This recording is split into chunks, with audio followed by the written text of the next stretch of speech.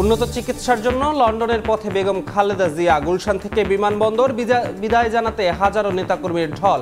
৭.৫ বছর পর মায়ের সঙ্গে দেখা হবে ছেলে তারেক রহমানের। আয়ব্যয়ের হিসেব নিয়ে মুখোমুখি অবস্থানে অর্থ বিভাগের দুই সংস্থা। নিরীক্ষার ক্ষমতা চেয়ে আইনের প্রস্তাব অডিট বিভাগের। আপত্তি জানিয়েছে এনবিআর। ভোগান্তির শঙ্কায় ব্যবসায়ীরা। এবার ১০ বিশ্ববিদ্যালয়ের ভিসির দুর্নীতি অনুসন্ধানে দুদক। তদন্ত হবে আর্থিক অনিয়ম, নিয়োগ বাণিজ্যের। কয়েকজনের কারণে সুনাম ক্ষুণ্ণ হওয়ায় ক্ষোভ শিক্ষকদের। ১ বছরে রেললাইনের ৩০০ স্থানে ত্রুটি। বেহাল দশায় গতি কমেছে রেলওয়ের পশ্চিমাঞ্চলে। তৈরি হচ্ছে সূচি বিভ্রাট। ৬০% পথই পুরনো হওয়ায় কমেছে সক্ষমতা।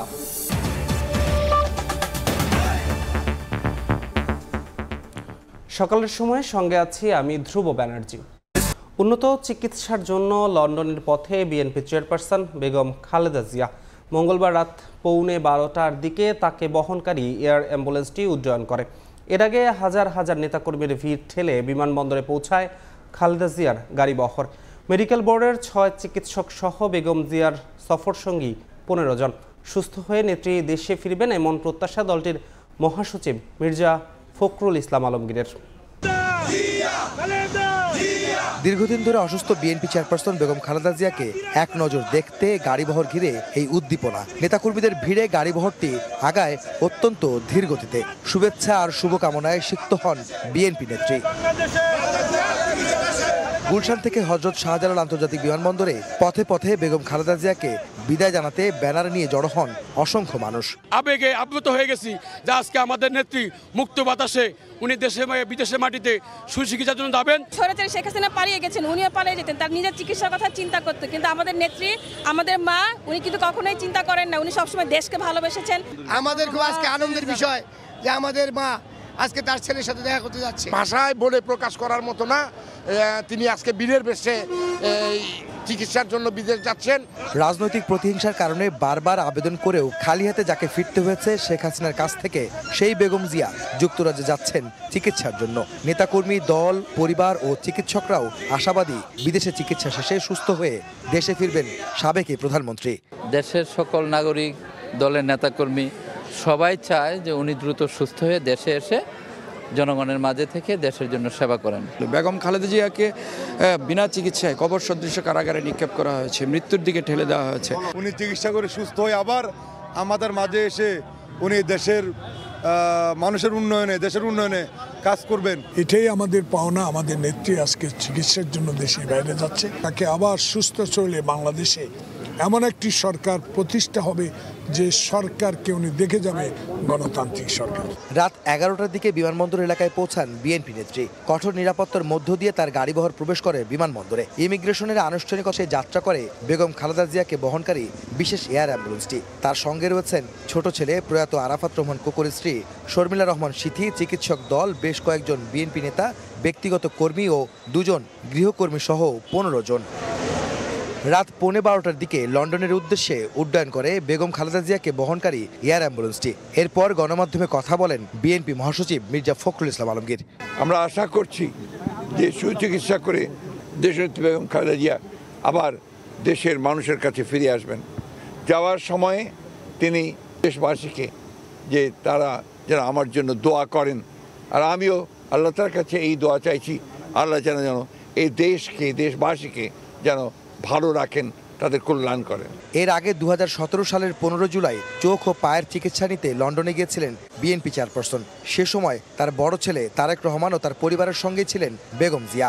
লন্ডনে যাওয়ার আগে দেশবাসীর কাছে সুস্থতার জন্য দোয়া চেয়েছেন 4 বছর গৃহবন্দী থাকা সাবেক প্রধানমন্ত্রী বেগম খালেদা জিয়া। আহমেদ সালেহিন, সময় সংবাদ, ঢাকা। বিএনপি চেয়ারপারসনের লন্ডন সফর ঘিরে উচ্ছ্বসিত স্থানীয় নেতাকর্মীরা। বেগম জিয়ার চিকিৎসা শেষে সমাবেশ আয়োজনেরও পরিকল্পনা করেছেন তারা। হয়েছে প্রস্তুতি সভাও। স্থানীয় নেতাকর্মীদের সঙ্গে কথা বলে লন্ডন থেকে বিস্তারিত জানাচ্ছেন শোয়েব কবির। বিএনপির চেয়ারপারসনের আগমন ঘিরে বিভিন্ন শহর থেকে লন্ডনে জড়ো হচ্ছেন বিএনপির নেতাকর্মীরা। ব্রিটিশ আইনের প্রতি সম্মান দেখিয়ে নেতাকর্মীদের বিমানবন্দর এলাকায় ভিড় করতে নিষেধ করা হয়েছে। এরপরেও বেগম জিয়ার এই সফর ঘিরে বেশ উচ্ছ্বসিত তারা। আল্লাহর তাআলার কাছে অশেষ মেহেরবান যে উনি সুস্থভাবে এবং জীবিত অবস্থায় আমাদের মধ্যে আসছেন। আমরা তো আশা ছেড়ে দিয়েছিলাম যে উনাকে হয়তো মেরে ফেলবে ফ্যাসিস্ট হাসিনা। আমরা খুবই উৎফুল্ল এবং খুশি, এবং আমরা আশা করি উনি সব চিকিৎসা শেষ করে সুস্থ হয়ে দেশে ফিরবেন। ম্যাডাম আসতেছে, খুব ভালো লাগতেছে। আর এর চাইতে বেশি ভালো লাগতেছে যে একটা ফ্যামিলির সাথে যে এতদিন পরে মিলন মেলা, তাদের কি অনুভূতি সেটা বোঝানো যাবে না। বিমানবন্দরে শারীরিক অবস্থা পর্যবেক্ষণের পর খালেদা জিয়াকে ভর্তি করা হতে পারে লন্ডন ক্লিনিকে। এই জন্য প্রস্তুত রাখা হয়েছে অ্যাম্বুলেন্স। বিএনপির যুক্তরাজ্য শাখার সভাপতি জানালেন, শারীরিক অবস্থা ভালো থাকলে ছেলে তারেক রহমানের বাসায়ও যেতে পারেন বিএনপি নেত্রী। অ্যাম্বুলেন্স রেডি, এবং অ্যাম্বুলেন্স থেকে উনি সরাসরি হসপিটালে যাবেন। এবং যদি কোনো কারণে যদি দেখা যায় যে উনি একটু ফিল বেটার, তাহলে ভারপ্রাপ্ত চেয়ারম্যান সাহেব উনি নিয়ে যাবেন। এদিকে বেগম জিয়ার চিকিৎসা শেষে লন্ডনে একটি সমাবেশ আয়োজনের পরিকল্পনা করছে স্থানীয় বিএনপি। আল্লাহর রহমতে সুস্থ হওয়ার পরে অবশ্যই ম্যাডাম এবং ভারপ্রাপ্ত চেয়ারম্যান মহোদয়কে নিয়ে আমরা যুক্তরাজ্য বিএনপি প্রবাসী বাংলাদেশিদেরকে নিয়ে আপনাদের নিয়ে আমরা একটা মিটিং করবো ইনশাআল্লাহ। সরকারি আয় ব্যয়ের হিসাব নিরীক্ষা নিয়ে মুখোমুখি অবস্থানে দাঁড়িয়েছে অর্থ মন্ত্রণালয়ের দুই সংস্থা এনবিআর ও অডিট বিভাগ। প্রস্তাবিত আইনে ভ্যাট, ট্যাক্স, ঋণসহ সংযুক্ত তহবিলের অর্থ সঠিক নিয়মে সরকার পাচ্ছে কিনা তা খতিয়ে দেখার সর্বোচ্চ ক্ষমতা চায় মহা হিসাব নিরীক্ষকের কার্যালয়। আর একেই সংবিধানের লঙ্ঘন হিসেবে দেখছে এনবিআর। তবে অডিট বিভাগের আশ্বাস, রাজস্ব বোর্ড অনিয়ম না করলে কোনো হস্তক্ষেপ করবেন না তারা। এমন দাবি পাল্টা দাবির মধ্যে ব্যবসায়ীরা বলছেন ভোগান্তি বাড়াবে নতুন আইন। কামরুল হাসান সবুজের রিপোর্ট। পাবলিক অডিট বিল 2024-এর যে খসড়া, সেই খসড়াটির সাথে কনস্টিটিউশনের কিছু কন্ট্রাডিক্টরি বিষয় আছে। যেই কোনো আইন হওয়ার প্রিরিকুইজিটটা হচ্ছে সংবিধানের ভায়োলেশন যেন না হয়। অবশ্যই সংবিধানের যে কাঠামোর মধ্যে থেকে আমাদেরকে করতে হয়েছে। পাবলিক অডিট বিল 2024 প্রস্তাবিত এই আইনের উপর মতামত চেয়ে গেল 15 ডিসেম্বর তা ওয়েবসাইটে প্রকাশ করে অর্থ মন্ত্রণালয়। এরপর ব্যবসায়ী মহলে প্রশ্ন উঠেছে, সরকারি আয় ব্যয়ের হিসাব নিরীক্ষায় নতুন আইন কেন দরকার? সরাসরি অডিট করার জন্য যেহেতু আমার সংবিধান এত ডিটেলস বলা নাই, অনেকেই এটাকে ওয়েলকাম করে, আবার কেউ কেউ আছেন প্রশ্ন তুলেন, নন কোঅপারেশন হয়। সংবিধানের 84 অনুচ্ছেদে বলা হয়েছে, সরকারের রাজস্ব, ঋণ ও ঋণ পরিশোধ থেকে পাওয়া অর্থ একটি তহবিলে জমা হবে, যাকে বলা হবে সংযুক্ত তহবিল। এর বাইরে সরকারি কোষাগারে জমা হওয়া অর্থকে সরকারি হিসাব বলা হবে। সংবিধানের 128 অনুচ্ছেদে এই সরকারি হিসাব নিরীক্ষার ক্ষমতা মহা হিসাব নিরীক্ষককে দেয়া হলেও সংযুক্ত তহবিল নিরীক্ষার দায়িত্ব দেয়া হয়নি, যার সবচেয়ে বড় অংশ দেখভাল করে জাতীয় রাজস্ব বোর্ড এনবিআর। এবার সরকারি হিসাবের সঙ্গে সংযুক্ত তহবিলকে যুক্ত করে তা নিরীক্ষা করতে চায় অডিট বিভাগ। সেভাবেই আইন করার প্রস্তাব দিয়েছেন তারা, যা নিয়ে আপত্তি তুলেছে জাতীয় রাজস্ব বোর্ড। যে আইনগুলি আমরা প্রয়োগ করে থাকি, কাস্টমস, ভিট এবং ইনকাম ট্যাক্স আইন, সেই আইনগুলির সাথেও কিছুটা কনফ্লিক্টিং এর জায়গা রয়ে গেছে। লিখিতভাবে সুস্পষ্ট আমরা মতামত দিয়েছি যে কনস্টিটিউশনের সাথে এই বিষয়টা কিছুটা কনফ্লিক্ট করছে। তবে অডিট বিভাগের দাবি স্পষ্ট, সংবিধান মেনেই করা হচ্ছে নতুন আইন। সংবিধানে সবকিছু বলা থাকে না। সংবিধানের যে অনুচ্ছেদ আছে 127 থেকে 132, ওইটারই একটু এলাবোরেট আকারে আমাদের এই কাজের টোটাল কার্যক্রমটা অন্তর্ভুক্ত করার জন্য এটা করা। এর আগে সংবিধানের 128-এর 3 অনুচ্ছেদ আমলে নিয়ে 1974 সালে মহা হিসাব নিরীক্ষকের ক্ষমতা বাড়ানো হলেও তাকে দেয়া হয়নি সংযুক্ত তহবিলে হাত দেওয়ার অধিকার। সংবিধান সংশোধন না করে এবার তা করা যাবে কিনা সেই প্রশ্ন তুলেছেন আইনজীবীরা। এই আইনটার ভিতরে একটা ইনগ্রেডিয়েন্ট পাওয়া যায় যে সেখানে 84, 86-এর সাথে সে কোঅর্ডিনেট করে না, পরে আইন টিকবে না, তখন সংবিধানটাকে সংশোধনের জন্য একটা প্রশ্ন রাইজ করতে পারে, যাতে করে 84, 86-এর সাথে যেন সামঞ্জস্য মেনটেন করে আইনটা যেন হয়। তার জন্য আমার মনে হয় এটাতে আরো ওয়ার্ক করা উচিত। আইনি এমন যুক্তিতর্কের মধ্যে সংযুক্ত তহবিলের বড় যোগানদাতা ব্যবসায়ীরা বলছেন, স্বচ্ছতা নিশ্চিতের নামে প্রস্তাবিত আইন পাশ হলে ভোগান্তি পারবে তাদের, যদিও এই শঙ্কা উড়িয়ে দিচ্ছে অডিট বিভাগ। অডিটের উপরে অডিট করতেছেন, তারা যে দুর্নীতি করবে না তার প্রমাণ কি? তাহলে আপনি তার উপরে আরেকটা অডিট বসাবেন? তার থেকে বরং আধুনিক সময় যেটা দাবি সেটা ডিজিটালাইজ করে ফেলা। কারোর কোনো কাজে হস্তক্ষেপ করার জন্য কিন্তু অডিট না, বরং তার কাজে সহায়তা করার জন্য। সংযুক্ত তহবিল নিরীক্ষার জন্য দেশে আলাদাভাবে অডিট আইনের দরকার নেই বলেও মনে করে জাতীয় রাজস্ব বোর্ড এনবিআর। প্রয়োজন আছে বলে কিন্তু আমরা এই মুহূর্তে মনে করছি না। কামরুল হাসান সবুজ, সময় সংবাদ, ঢাকা। কমিশনারেট অডিট করে। আওয়ামী লীগ সরকারের আমলে বিশ্ববিদ্যালয়ের ভিসিরাও দুর্নীতিতে পিছিয়ে ছিলেন না। আর্থিক অনিয়ম, নিয়োগে দুর্নীতি, স্বজনপ্রীতিসহ নানা অনিয়মে অন্তত 10 বিশ্ববিদ্যালয়ের উপাচার্যের বিরুদ্ধে অনুসন্ধান করছে দুদক। শিক্ষাবিদরা বলছেন, কতিপয় দুর্নীতিবাজ শিক্ষকদের কারণে প্রশ্নবিদ্ধ হচ্ছে শিক্ষক সমাজ। তাসলিম তৌহিদের রিপোর্ট। 2021 সালে মেয়াদের শেষ সময়ে 141 জনকে নিয়ম নীতি লঙ্ঘন করে নিয়োগ দিয়ে চরম বিতর্কে পড়েন রাজশাহী বিশ্ববিদ্যালয়ের সাবেক ভিসি প্রফেসর আব্দুস সুবহান। এছাড়া তার মেয়াদকালে দুর্নীতির ফিরিস্তি খুঁজছে দুদক। একইভাবে শেষ কর্মদিবসে অবৈধভাবে 50 জনকে চাকরি দেন চট্টগ্রাম বিশ্ববিদ্যালয়ের সাবেক ভিসি শিরিন আখতার। অনুষ্ঠানের নামেও 63 লাখ টাকা আত্মসাতের ঘটনাও সমালোচনার খোরাক যোগায়। আর বেগম রোকেয়া বিশ্ববিদ্যালয়ের উন্নয়ন প্রকল্পে দুর্নীতির অভিযোগ উঠেছে সাবেক ভিসি নাজমুল আহসান কলিমুল্লাহ ও AKM নুরুন নবীর বিরুদ্ধে। এছাড়া বেশ কয়েকটি সরকারি বিশ্ববিদ্যালয়ের অনিয়ম দুর্নীতির খোঁজে মাঠে নেমেছে দুদক। দুর্নীতি দমন কমিশন বলছে, সব অভিযোগই গুরুত্বের সঙ্গে অনুসন্ধান করা হচ্ছে। অনুসন্ধান দল অভিযোগ প্রমাণের সহায়ক রেকর্ডপত্র সংগ্রহ করবেন এবং এই অভিযোগ প্রমাণের সহায়ক যারা রয়েছেন তাদেরকে জিজ্ঞাসাবাদ করবেন এবং অভিযোগ সংশ্লিষ্ট ব্যক্তি যারা থাকবেন, সন্দিগ্ধ ব্যক্তি যারা থাকবেন, তাদের সকলকে জিজ্ঞাসাবাদ করবেন। দুর্নীতি বিরোধী জাতীয় সমন্বয় কমিটি বলছে, ভিসিদের বিরুদ্ধে দুর্নীতির অভিযোগ থাকলেও অতীতে নিশ্চুপ ছিল দুদক। বর্তমানে যে সমস্ত অভিযোগগুলি ভিসিদের বিরুদ্ধে আসছে, আমি মনে করি যে দুদকের উচিত হবে শক্ত আয়ু নিয়োগ করে তাদের যথাযথ তদন্ত করে তাদের অনিয়মগুলি অনিয়ম এবং দুর্নীতিগুলিকে আপনার দেশবাসীর সামনে উন্মোচন করা। কতিপয় শিক্ষক নামধারী দুর্নীতিবাজদের কারণে সামগ্রিক শিক্ষা ব্যবস্থা কলুষিত হচ্ছে বলে মনে করেন ঢাকা বিশ্ববিদ্যালয়ের কলা অনুষদের ডিন। অল্প সংখ্যক মানুষের জন্য গোটা কমিউনিটির উপর একটা দায়, সাধারণভাবে দায়। একজন শিক্ষক হিসাবে এটা আমি মনে করি যে এই ধরনের একটা দায় থেকে মুক্তি দেওয়ার জন্য হলেও যাদের বিরুদ্ধে অভিযোগ আছে সেটি সুষ্ঠু তদন্ত সাপেক্ষে এদের বিরুদ্ধে আইনানুগ ব্যবস্থা নেওয়া দরকার। ইতোমধ্যে রাজশাহী প্রকৌশল ও প্রযুক্তি বিশ্ববিদ্যালয়ের সাবেক ভিসি রফিকুল ইসলাম ও সিলেট মেডিকেল বিশ্ববিদ্যালয়ের সাবেক ভিসি মোর্শেদ আহমেদের বিরুদ্ধে মামলা করেছে দুদক। তাসলিম তৌহিদ, সময় সংবাদ, ঢাকা। সকালের সময়ে আরও থাকছে, সাবেক এমপিদের নামে আনা বিলাসবহুল গাড়ি নিয়ে নতুন সিদ্ধান্ত এনবিআরের। ছাড়িয়ে নিতে গুনতে হবে 8.5 কোটি টাকার শুল্ক। বাড়তি দামে বিক্রি নিয়ে শঙ্কায় আমদানিকারকরা। রাজধানী জুড়ে চলছে তীব্র গ্যাস সংকট। বিকল্প হিসেবে অনেকে বেছে নিচ্ছেন বিদ্যুৎ চালিত চুলা। ঢাকা আন্তর্জাতিক বাণিজ্য মেলায় এ চুলা কিনতে আগ্রহ দেখা যাচ্ছে ক্রেতাদের মাঝে। ক্রেতারা বলছেন, গ্যাস সংকটের কারণে সহজ সমাধান হিসেবেই তারা এই চুলার দিকে ঝুঁকছেন। ঢাকার বিভিন্ন এলাকায় বেশ কিছুদিন ধরে চলছে গ্যাস সংকট। সকালে থাকে তো বিকেলে থাকে না, কখনো থাকে অল্প চাপ। বিকল্প উপায়ে রান্না করতে গিয়ে নাজেহাল নগরবাসী। চলমান গ্যাস সমস্যা সমাধানে ঢাকা আন্তর্জাতিক বাণিজ্য মেলায় অনেক ক্রেতাই আকৃষ্ট হচ্ছেন বিদ্যুৎ চালিত চুলায়। এখন সচরাচর গ্যাস থাকে না, এই জন্য এই বিদ্যুতের চুলা ব্যবহার করার জন্য এখন ইচ্ছুক।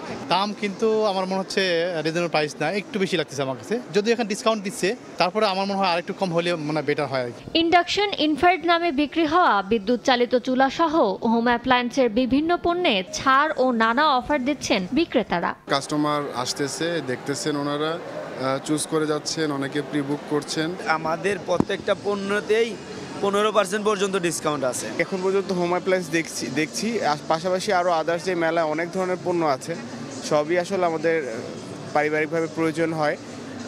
আরও দেখবো, আরও টুকটাক যেটাই পছন্দ আমি নিব। এছাড়া বরাবরের মতো মেলার বড় আকর্ষণ টিভি ফ্রিজ। তবে অনেক ক্রেতাই এখন কেবল মেলা ঘুরে দেখছেন। দেখছি আর কি, এর মধ্যে হয়ে গেলে বাজেটের মধ্যে মিলে নিতে পারি। আজকে মেলায় এসেছি মেলা দেখার জন্য, আর একটু টিভি সার্চ করার জন্য আর কি, টিভি কিনবো আর কি, এই জন্য দেখতে এসেছি। দেখি লাস্টে কি কেনা যায়। মাসব্যাপী মেলা চলবে সকাল 10টা থেকে রাত 9টা পর্যন্ত। আর সাপ্তাহিক ছুটির দিনগুলোয় মেলা প্রাঙ্গণ খোলা থাকবে রাত 10টা পর্যন্ত। ইয়ানুর শিফাত, সময় সংবাদ, ঢাকা। রেলওয়ের পশ্চিমাঞ্চলে গত বছর অন্তত 350 স্থানে রেললাইন ক্ষতিগ্রস্ত হয়েছে। কোথাও স্লিপার ভাঙা, কোথাও উঠে গেছে ক্লিপ, সরে গেছে পাথর। এতে কমছে ট্রেনের গতি, বিভ্রাট হচ্ছে সময়সূচির। কর্তৃপক্ষ বলছে, অন্তত 60 ভাগ রেলপথই পুরনো হওয়ায় কমেছে সক্ষমতা। হাবিবুর রহমান পাপ্পুর ছবিতে মওদুদ রানার রিপোর্ট। গত ৩১ ডিসেম্বর রাজশাহী বিশ্ববিদ্যালয় স্টেশনে ভেঙে যায় রেল লাইন। এর আগে ৮ ডিসেম্বর একই জায়গায় লাইন ভেঙেছিল। ২০২৪ সালে রাজশাহী সেকশনে এমন অন্তত ২৫টি স্থানে রেল লাইন ভাঙার ঘটনা ঘটেছে।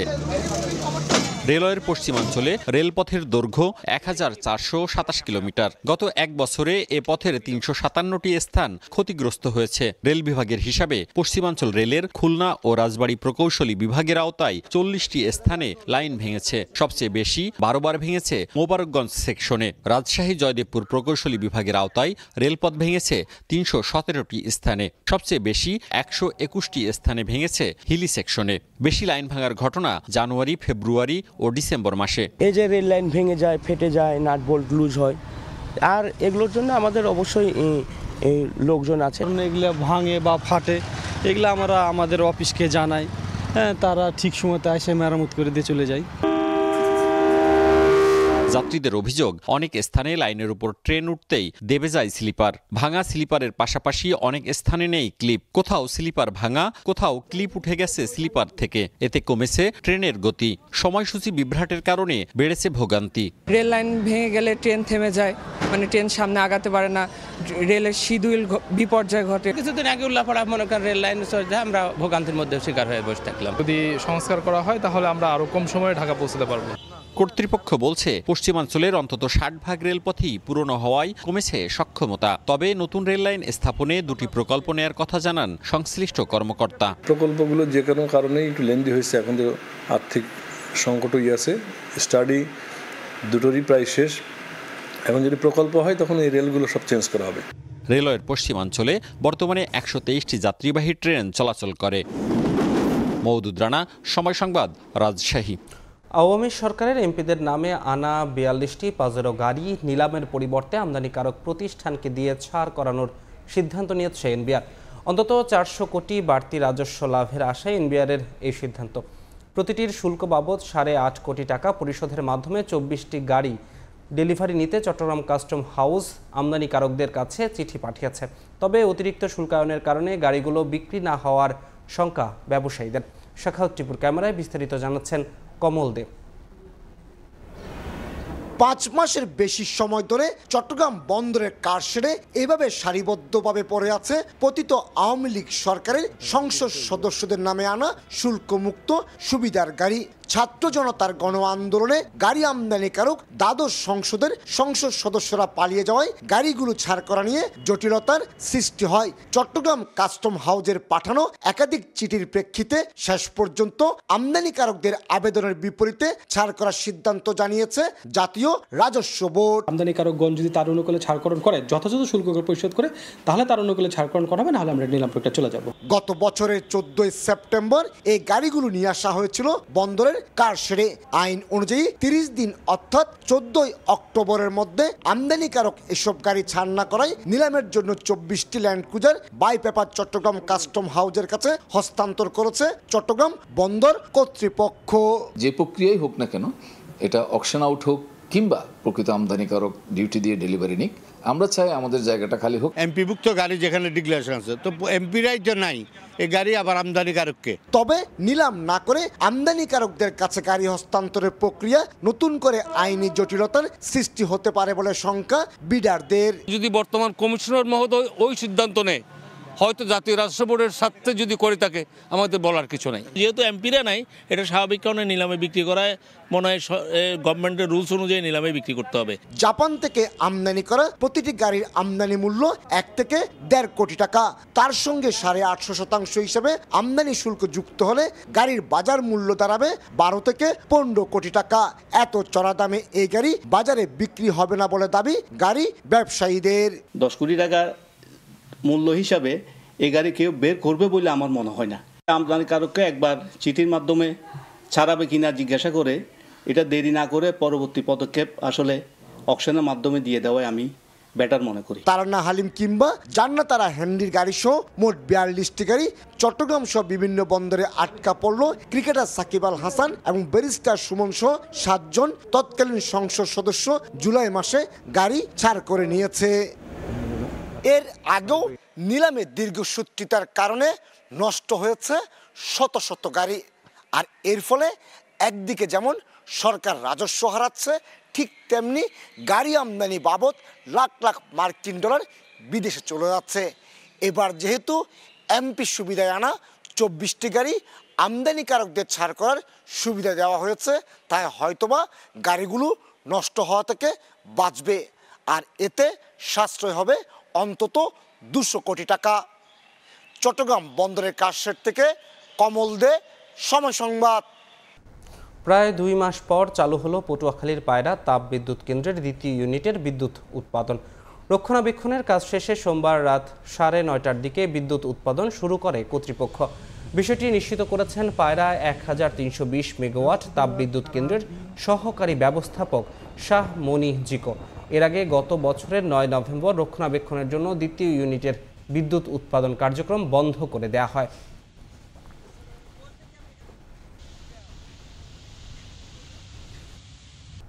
টানা 5 বছর ধান সংগ্রহে ব্যর্থ হয়েছে নাটোরের বাগাতিপাড়া সরকারি খাদ্য গুদাম কর্তৃপক্ষ। কৃষকরা বলছেন, কর্মকর্তাদের দুর্নীতি ও দালাল চক্রের কারণে তারা সরকারি গুদাম থেকে মুখ ফিরিয়ে নিয়েছেন। তবে বর্তমান কর্মকর্তারা বলছেন, হয়রানি না করে কৃষকদের কাছ থেকে ধান কেনার চেষ্টা করছেন তারা। আল মামুনের পাঠানো তথ্য ও রোকনুজ্জামানের ছবিতে রিপোর্ট। নাটোরের বাগাতিপাড়ায় কৃষকরা ইরি মৌসুমে ধান রোপণে ব্যস্ত সময় পার করছেন। এর আগে সদ্য শেষ হওয়া আমন মৌসুমে এই উপজেলায় 22,109 মেট্রিক টন ধান উৎপাদন হলেও খাদ্য গুদামে ধান সরবরাহ করেননি কৃষক। শুধু এই আমন মৌসুমে না, 2019 সাল থেকে এই উপজেলার কৃষকরা সরকারি খাদ্য গুদামে ধান সরবরাহ করেননি। তাদের অভিযোগ, অনলাইন রেজিস্ট্রেশনে ভোগান্তি, কর্মকর্তাদের হয়রানি ও দালালের দৌরাত্ম্য সহ নগদ টাকা না পাওয়ায় টানা 5 বছর ধরে সরকারি খাদ্য গুদামে তারা ধান বিক্রি করেননি। বাজারে 2 টাকা কম হলেও আমার বাড়ি থেকে গাড়ি লোড দিয়ে ব্যাপারে ধান নেওয়া যায়, তা আমার সুবিধা আছে। 10 টাকা কম হলে ভোরানে ধান দিতে গেলে বহু ঝামেলা করে, দালাল টাকালা। শুকনো ধান দিয়ে গেলে ওরা ভিজা বানায়, তখন আমরা ধান বাধ্য হয়ে ব্যাকলি আসি বাজারে। এ বিষয়ে খাদ্য গুদাম কর্মকর্তা জলি খাতুন ক্যামেরার সামনে কথা বলতে রাজি হননি। তবে জেলা খাদ্য নিয়ন্ত্রক বললেন, বর্তমানে খাদ্য গুদামটিতে হয়রানি মুক্ত ধান সংগ্রহের উদ্যোগ নেওয়া হয়েছে। আমরা অতীতের কথা বলতে পারবো না, বর্তমান নিয়ে আমাদের ভাবতে হবে। কৃষকদের ধান দেওয়ার ক্ষেত্রে আমরা বিভিন্ন বাগাতিপাড়া উপজেলায় আমরা সর্ব জায়গায় আমরা মাইকিং, পোস্টারিং করেছি। বাগাতিপাড়া খাদ্য গুদামে মাত্র 461 টন আমন মৌসুমের ধান সংগ্রহের লক্ষ্যমাত্রা নির্ধারণ করা হয়েছে। আগামী 28 ফেব্রুয়ারি পর্যন্ত ধান সংগ্রহের শেষ সময়। সময় সংবাদ, নাটোর। নওগাঁর মহাদেবপুরে আত্রাই নদীর বাঁধের পাশ থেকে ড্রেজার দিয়ে তোলা হচ্ছে বালু। এতে হুমকিতে নদী রক্ষা বাঁধ ও ফসলি জমি। স্থানীয়দের অভিযোগ, নিয়মনীতির তোয়াক্কা করছেন না বালু ব্যবসায়ীরা, বরং এসবের প্রতিবাদ করলে তাদের মারধর সহ করা হয় হয়রানি। MR rocket report. নদীর বুক চিরে বসেছে শক্তিশালী ড্রেজার মেশিন। নদী সুরক্ষা বাঁধ আর ফসলি জমির নিচ থেকে বালু টেনে আনছে এসব মেশিন। নওগাঁর মহাদেবপুরের আত্রাই নদীর একাধিক পয়েন্ট থেকে বিরামহীন চলছে বালু তোলার এই কর্মযজ্ঞ। এতে ধসে পড়ছে নদী সুরক্ষা তীর, নষ্ট হচ্ছে ফসলি জমি। এর প্রতিবাদে স্থানীয় প্রশাসনের কাছে একাধিক অভিযোগ দেওয়ার পাশাপাশি মানববন্ধন করেন এলাকাবাসী। বালি ও মাটি ব্যবস্থাপনা আইনে বলা হয়েছে, নদীর বাঁধ অথবা ফসলি জমি থেকে বালি ও মাটি কেটে তোলা যাবে না। কিন্তু এসব আইনের তোয়াক্কা না করে নদীতে অসংখ্য ড্রেজার মেশিন বসিয়ে বাঁধের একেবারে তীর ঘেঁষে মাটি তোলায় আবাসিক এলাকা ও বাঁধ হুমকির মুখে পড়ার কথা বলছে ভুক্তভোগীরা। রাতের অন্ধকারে ক্ষমতার দাপটে আমলি সরকার ক্ষমতা ছিল, ওদের সাথে আমাদের কথার কোনো ধারে পাশে আমরা যেতে পারি না। প্রতিবাদ করতে গেলে আমি মারও খাইছি ওদের হাতে। জমি নিল ওরা বালু তোলার জন্য, আমি দিব না, ওরা জোর করে নেওয়ার মতন। বালু তোলার কারণে আমাদের বাঁধের পরিস্থিতি খারাপ, আবার আমাকে জমিগুলাও নষ্ট হয়ে যাচ্ছে। জেলার মান্দা, মহাদেবপুর, পত্নীতলায় বালু তোলার প্রতিযোগিতায় অন্তত 20টি পয়েন্টে আত্রাই নদীর বাঁধ রয়েছে ঝুঁকিতে। নদীরক্ষা আন্দোলনের নেতারা বলছেন, প্রশাসনের দুর্বল নীতির কারণে পরিবেশ ঝুঁকিতে পড়ছে এলাকাবাসী। তবে ইজরাদারের দাবি, নদী থেকে বালু তোলায় ফিরবে নাব্যতা। এ ব্যাপারে যদি কার্যকর ব্যবস্থা সংশ্লিষ্ট মহল না করে, পানি উন্নয়ন বোর্ড যদি না করে, তাহলে তীব্র আন্দোলন করে তুলবে। প্রতি বছর টেন্ডার হয়, টেন্ডার মাফিকে আমরা এই বালুগুলো উত্তোলন করে আমরা পরিচালনা করে আসতেছি নদীর নাব্যতা ফেরানোর জন্য। এদিকে নীতিমালা লঙ্ঘন করে মাটি ও বালু তোলা বন্ধে ক্ষতিগ্রস্ত বাসিন্দাদের প্রশাসনের বিভিন্ন দপ্তরে দেওয়া লিখিত অভিযোগের ভিত্তিতে ব্যবস্থা নেওয়ার আশ্বাস প্রশাসনের। স্থানীয় লোকজন যারা ক্ষতিগ্রস্ত হচ্ছে, সরকার ক্ষতিগ্রস্ত যদি হয়ে থাকে, সেক্ষেত্রে জিনিসটা পুঙ্খানুপুঙ্খভাবে দেখতে হবে আর কি, যে আসলে তারা তাদের লোকেশনে আছে কিনা, তাদের লোকেশন থেকে অন্য জায়গায় গেছে কিনা। যদি এরকম আমরা অভিযোগ পাই যে কেউ বাঁধের ক্ষতি করছে, তাহলে আমরা অবশ্যই এর বিরুদ্ধে ব্যবস্থা নেব। 2023-24 অর্থ বছরে জেলার মহাদেবপুরের আত্রাই নদী থেকে 2,23 লাখ টাকায় বালু তোলার আদেশ পায় মালেকা পারভিন ট্রেডার্স নামের প্রতিষ্ঠান। এমআর রকি, সময় সংবাদ, নওগাঁ। নিয়মনীতির তোয়াক্কা না করে পাবনায় গড়ে উঠেছে শত শত অবৈধ ইটভাটা। এসব ভাটায় কয়লার পরিবর্তে পোড়ানো হচ্ছে কাঠ। ভাটার বিষাক্ত ধোঁয়ায় পরিবেশ নষ্টের পাশাপাশি স্থানীয়দের মাঝে দেখা দিয়েছে নানা রোগ। অবৈধ ভাটা বন্ধে ব্যবস্থা নেওয়ার আশ্বাস জেলা প্রশাসনের। বিস্তারিত সবুজ মোল্লার রিপোর্টে। বিস্তীর্ণ এলাকা জুড়ে ইটভাটায় পোড়ানো হচ্ছে ইট। কালো ধোঁয়ায় ছেয়ে গেছে আকাশ, দেখে মনে হবে ঘন কুয়াশায় আচ্ছন্ন চারপাশ। অন্যদিকে মনকে মন কাঠ জমা করা হয়েছে চুল্লি জ্বালানোর জন্য। কাঠ কাটার জন্য ভাটার ভেতরে বসানো হয়েছে করাত কল। এ চিত্র পাবনা সদর, ঈশ্বরদী, সুজানগর ও বেড়া উপজেলার বিভিন্ন অঞ্চলের, যেখানে ইটভাটাগুলোর বেশিরভাগই নেই কোনো পরিবেশ ছাড়পত্র।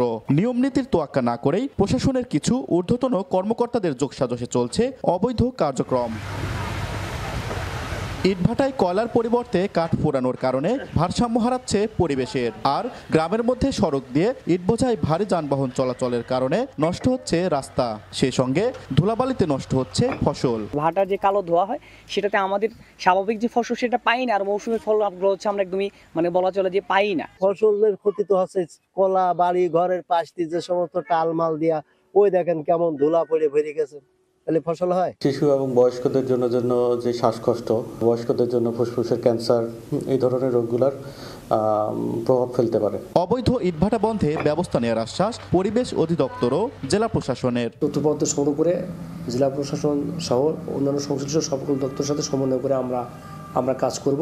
যেগুলো আছে অবৈধগুলোকে, সেগুলোতে আমরা নিয়মিত মোবাইল কোর্ট অভিযান পরিচালনা করতে, অবৈধ ইটভাটার যেগুলো আছে সেগুলোর কার্যক্রম যাতে না হয় সেই বিষয়ে আমাদের পদক্ষেপ চলমান থাকে। জেলায় প্রতিদিন গড়ে এসব ইটভাটাগুলোতে কাঠ পোড়ানো হয় প্রায় 2800 মেট্রিক টন। পাবনা জেলায় মোট ইটভাটার সংখ্যা 173টি। এর মধ্যে পরিবেশ অধিদপ্তরের তালিকায় রয়েছে 32টি, বাকিগুলো অবৈধ হলেও কার্যক্রম চলছে। স্থানীয়রা মনে করছেন প্রশাসনের কিছু কর্মকর্তাদের সাথে হাত মিলিয়ে চলছে কার্যক্রম। সুযোগ আসলেও ফিরিয়ে দিচ্ছেন বোর্ড পরিচালক হওয়ার প্রস্তাব। বর্তমানে কোচিং পেশায় বেশি স্বাচ্ছন্দ্য বোধ করছেন মোহাম্মদ আশরাফুল। সময় আসলে দায়িত্ব নিতে চান জাতীয় দলের। বিপিএলে সাউথ আফ্রিকান কোচ মিকি আর্থারের কাছ থেকে নিচ্ছেন কোচিংয়ের দীক্ষা। তবে ভবিষ্যতে সুযোগ আসলে বিসিবির দায়িত্ব নিতে চান এই অধিনায়ক। জানিয়েছেন রংপুর রাইডার্সের সাফল্যের গল্প। সিলেট থেকে দিগেন সিংহের ক্যামেরায় আরও জানাচ্ছেন তারেক হাসান শিমুল। খেলোয়াড় থেকে কোচ, তার অধীনে রংপুর রাইডার্স কিন্তু একেবারে দুর্দান্ত গতিতে ছুটে চলেছে। মোহাম্মদ আশরাফুল অ্যাসিস্ট্যান্ট কোচ হিসেবে দায়িত্ব পালন করছেন রংপুর রাইডার্সের। তার কাছ থেকে রংপুরের সাফল্যের গল্প শুনবো, পাশাপাশি তার ক্রিকেটে সংগঠক কিংবা কোন ভূমিকায় নিজেকে দেখতেছেন সেই বিষয়গুলো জানবো। আশরাফুল ভাই, একেবারে রংপুর রাইডার্সের যে স্লোগানটা দেখছি জয়ের লড়াই, আসলে আপনাদের তো লড়াই করতে হচ্ছে না এখন? না, আলহামদুলিল্লাহ খুবই ভালো হচ্ছে। আমরা খুবই লাকি যে আসলে বিপিএল শুরুর আগে আমরা গ্লোবাল টি20 টুর্নামেন্টটা খেলতে গিয়েছিলাম। সেই জায়গা থেকে আসলে আমাদের বন্ডিংটা খুব ভালো হয়েছে। রানা এবং কি সাইফ হাসানের কথা যদি একটু স্পেশালি বলে, দুর্দান্ত ছন্দে আছে, কেমন দেখছেন বা ওই পেছনে কি গল্পটা যদি শুনি?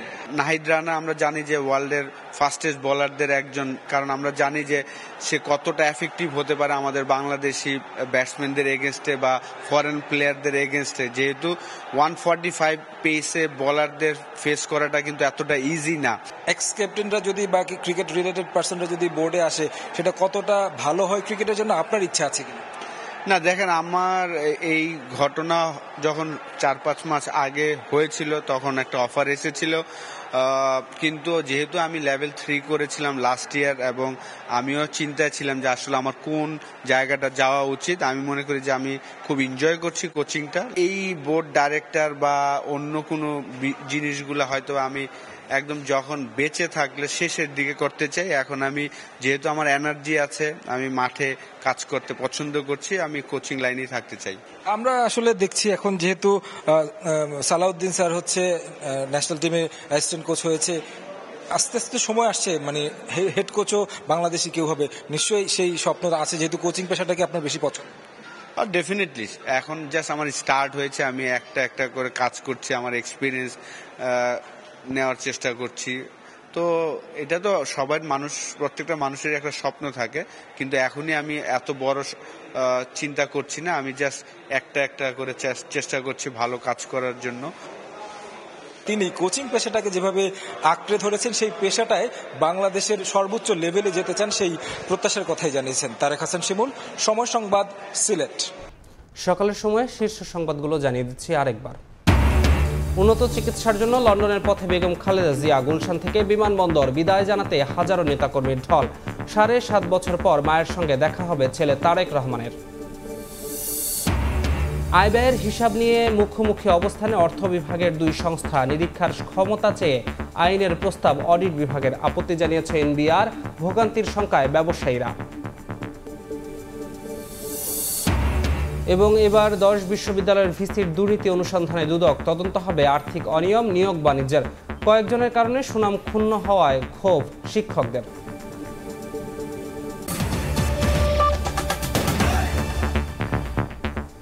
এই ছিল সকালের সময়। সঙ্গে থাকুন সময়ের।